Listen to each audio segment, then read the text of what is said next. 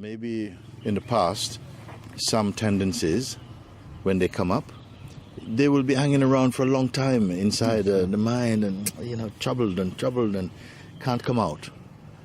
And as your own understanding deepens and you're living more in your true place, sometimes these things still come, but they don't stay long. They can't stay long because they're not getting the usual food.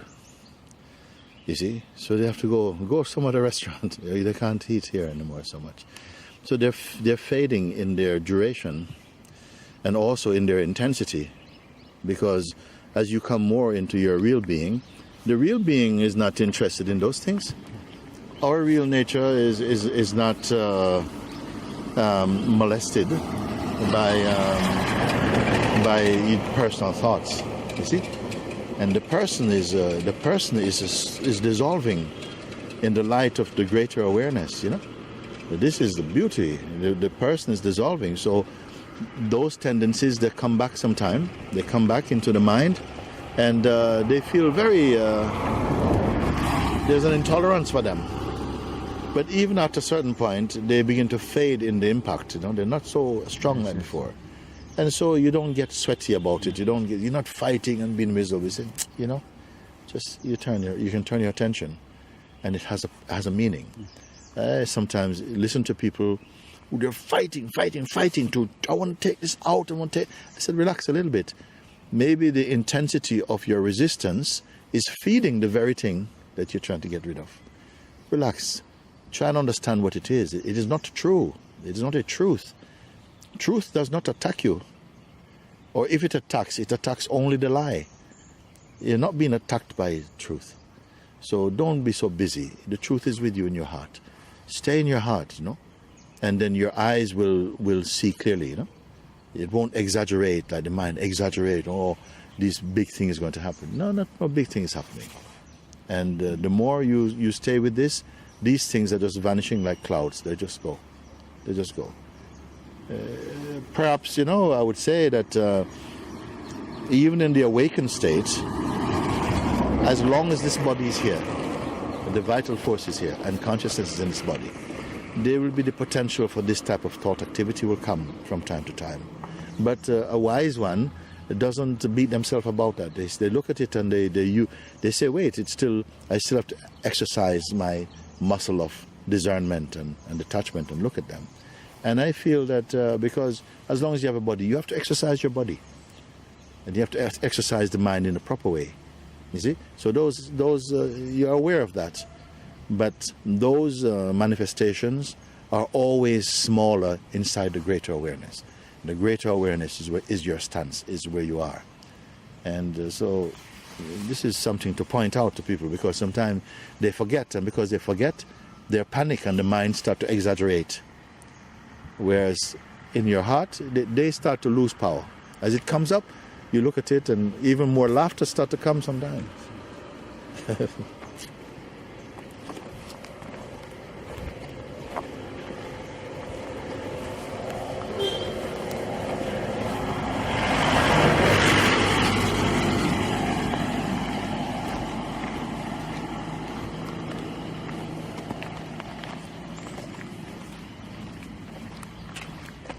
For me, I feel sometimes, Guruji, the old things also, some memories also help you, because sometimes when I judge about somebody, so I think about myself before when I met you, I was so pure.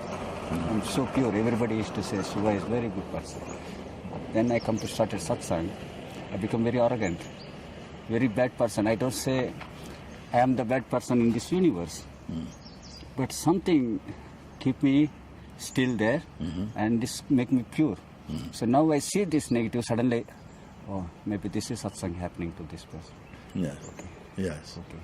Yes. In that way, maybe also same happened to this guy like me, after maybe come empty, Yes. I sometimes when I think like this. Yeah.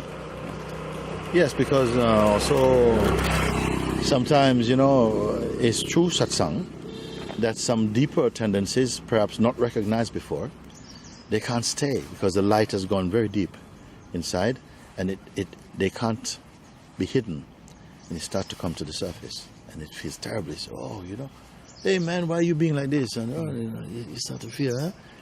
Then the mind wants to say, look, the satsang is not good for you, because look, you're becoming not a good person, and you're so impatient, and you're so full of judgment. But it's because you're burping it out. You're bringing something out. And those who are really, I would say, at a stage, some people are at a stage in their life that they won't be discouraged because of that. They intuitively they know, you know what, this is good. Something I don't know exactly what is going on, but I feel that there's something good here. I feel like it's taking out something that before I did not recognize.